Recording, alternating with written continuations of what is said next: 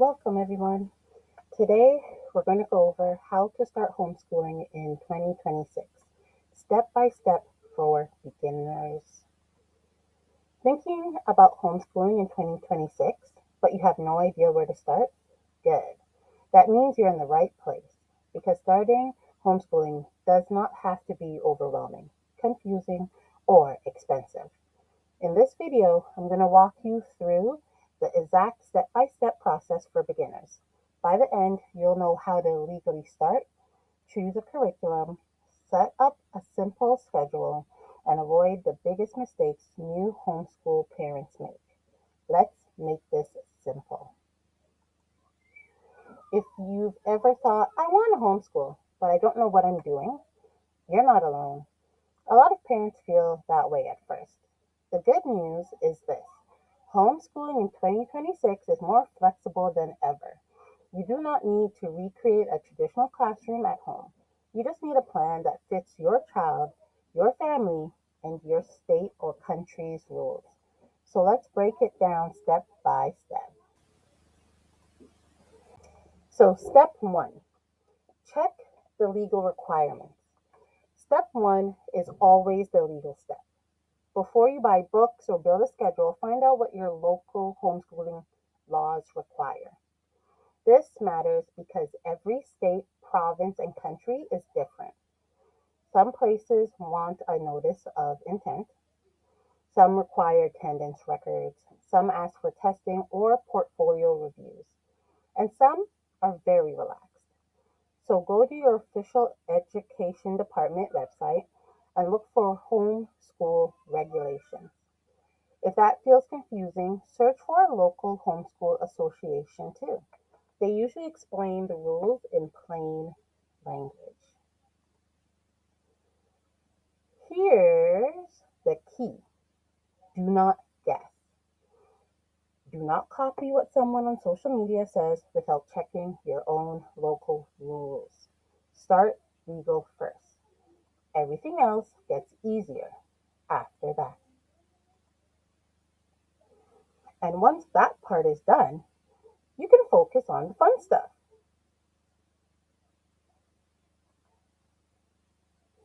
Step two, define your why. Step two is to get clear on why you're homeschooling.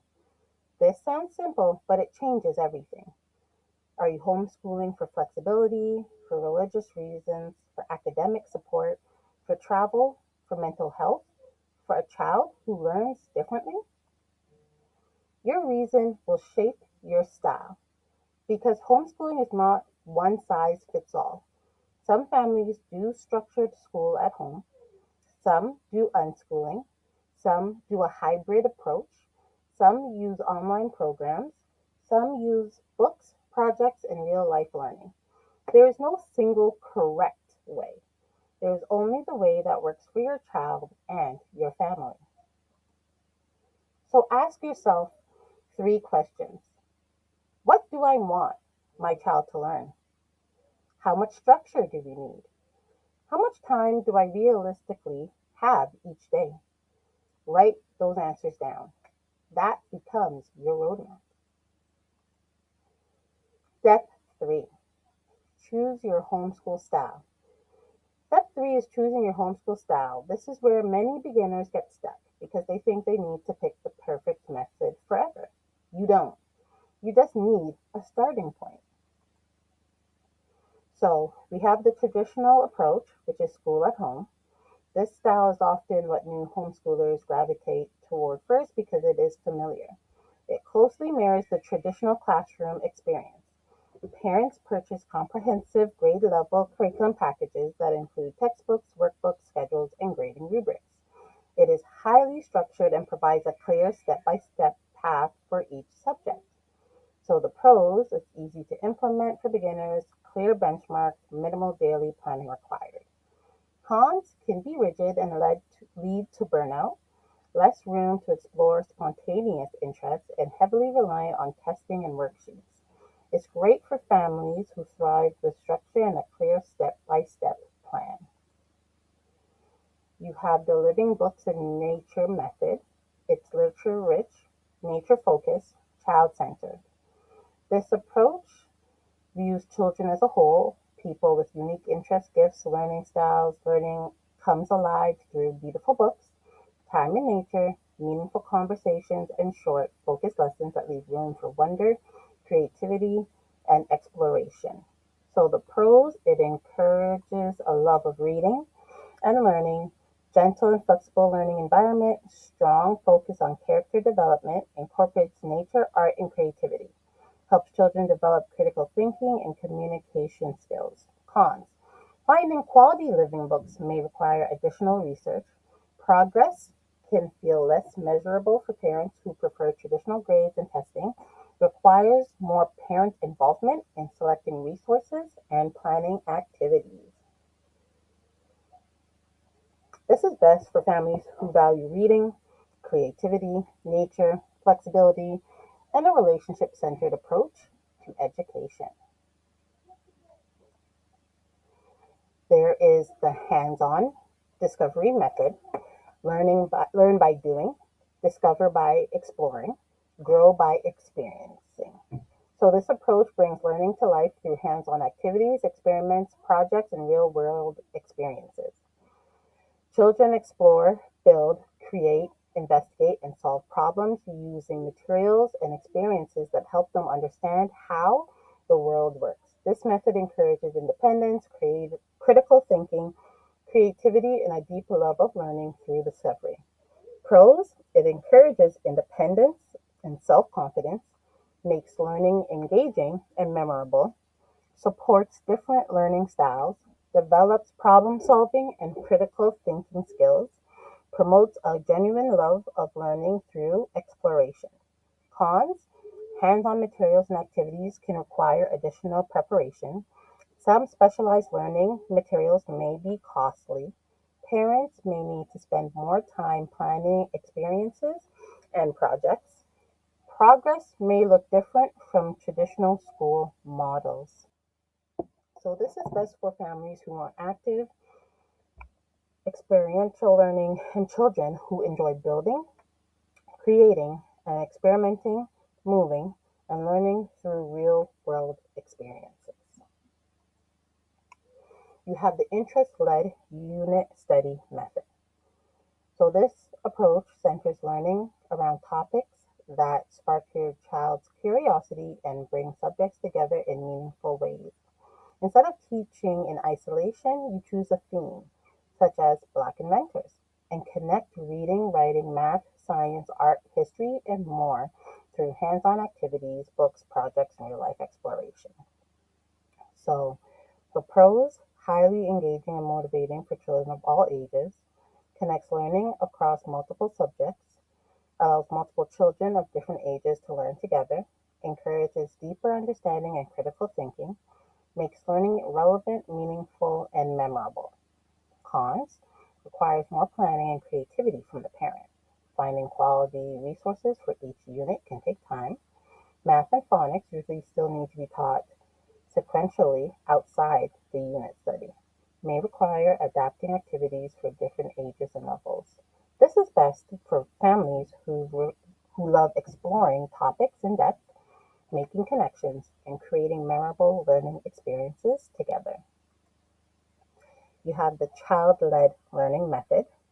This approach empowers children to take the lead in their learning by exploring their passions and asking their own questions. So the parents act as mentors and resources, providing guidance, materials, and real world opportunities that support the child's natural curiosity. Learning happens through play, exploration, life experiences, books, projects, and everyday adventures. So, pros, builds confidence, independence, and self motivation. Deeply engaging and meaningful for the child, encourages curiosity, creativity, and the love of learning, strengthens family relationships and trust, prepares children for real life through authentic experiences. Cons, may lack structure if not balanced with guidance and resources. It's harder to measure progress with traditional tools, can be challenging for parents who prefer a clear path, requires parents to be flexible, patient, and resourceful. Some children may need help learning how to focus. This is best for families who want a flexible, relationship-centered approach that honors their child's unique interests, strengths, and natural learning rhythm. And we have the mix and match method. There is no one-size-fits-all approach to learning. The mix and match method gives you the freedom to choose what works best for your child and combine different styles, resources, and strategies to create personalized learning experience. So pros, it allows you to use the best elements of different methods, highly adaptable to your child's unique needs and personality, keeps learning fresh, engaging, and effective, encourages creativity, independence, and deeper understanding, prepares children for real life through a well-rounded education. Con, takes planning and organization to balance everything well, can be time-consuming in the beginning, may feel overwhelming without clear goals, requires research to find quality resources, needs consistency to be effective. This is best for the families who want flexibility, personalization, and the freedom to create a learning experience that fits their child perfectly.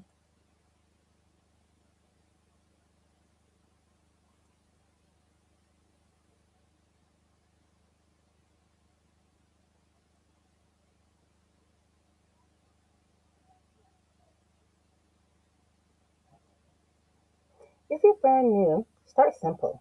Most beginners do best with a structured or semi-structured approach at first.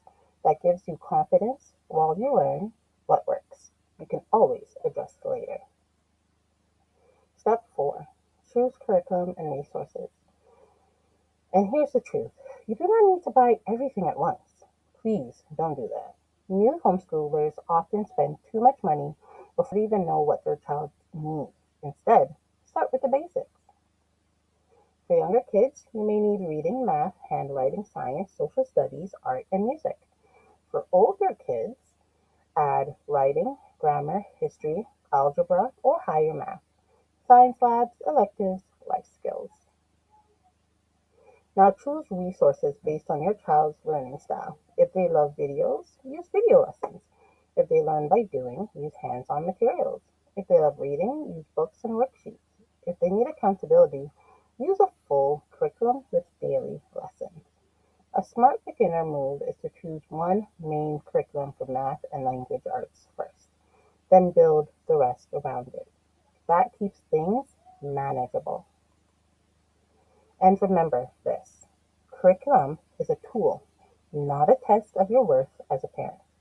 If it doesn't work, you can change it. That's one of the biggest advantages of homeschooling. Step 5. Create a simple daily rhythm.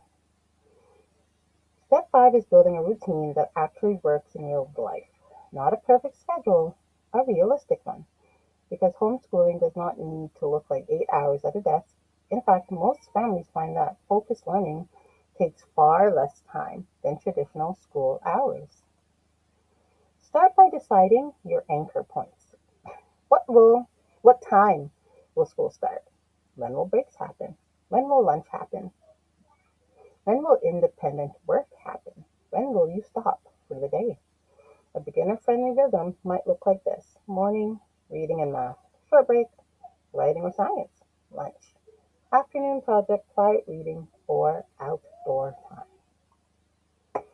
Keep it simple at first. You can always add more later. The goal is consistency, not perfection. And yes, some days will be messy. That is normal. Homeschooling is not about controlling every minute. It's about creating a learning environment that works for your family. Uh, Step 6 is setting up your space. You do not need a fancy classroom. You just need a place where learning can happen without constant chaos.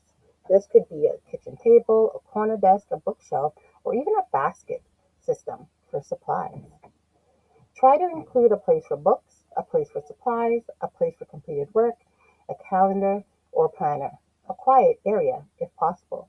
Keep materials visible but organized. The easier it is to start, the more likely you are to stay consistent. Also, think about digital setup if you use online learning. A reliable device, a printer if needed, a charging station, a folder system for files. Simple systems save time later. Step 7 is tracking progress from day one. This does not have to be complicated. You just need proof of learning and a way to see what's working. Depending on your local laws, this may include attendance logs, sample work grades, reading lists, or portfolios. Even if your area does not require much paperwork, tracking helps you stay organized. Use one of these simple methods: a paper planner, a spreadsheet, a homeschool app, a binder with monthly tabs, a photo folder for completed projects. At the end of each week, ask, what did we finish? What was hard? What needs more time? What should we change next week? That weekly check-in can save you months of frustration later. Step 8 is the most important mind shift. Start small. You do not need to homeschool every subject perfectly on day one. You do not need to recreate school at home immediately. And you definitely do not need to compare yourself to experienced homeschool families online. They are showing you their highlight reel.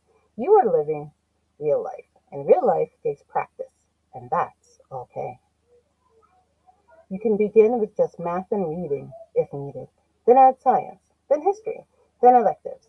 Build slowly. Learn as you go, adjust as needed. Your first month is about finding your rhythm, not proving anything to anyone. And if something isn't working, change it. That's not failure. That's homeschooling, working exactly as it should. And here's the secret most beginners wish they knew sooner. Confidence comes after action, not before it. So don't wait until you feel ready. Start now. Improve as you go. Here is your simple beginner roadmap for homeschooling in 2026. 1. Check the legal requirements. 2. Define your why. 3. Choose a homeschool style. 4. Pick basic curriculum and resources. 5. Build a realistic daily rhythm. 6. Set up a simple learning space. 7. Track progress from day 1. 8. Start small and adjust over time. Homeschooling can feel big at first, but once you break it into steps, it becomes manageable, even exciting. Remember, you are not trying to be perfect, you are trying to build a learning life that works for your child. That matters more than doing school the right way. And if this video helped you, hit like so more beginner homeschool parents can find it. Subscribe for more practical education tips and comment homeschool if you want me to make a follow-up video on choosing curriculum, creating schedules, or homeschooling on a budget in 2026. Now, you've got this. Take the first step.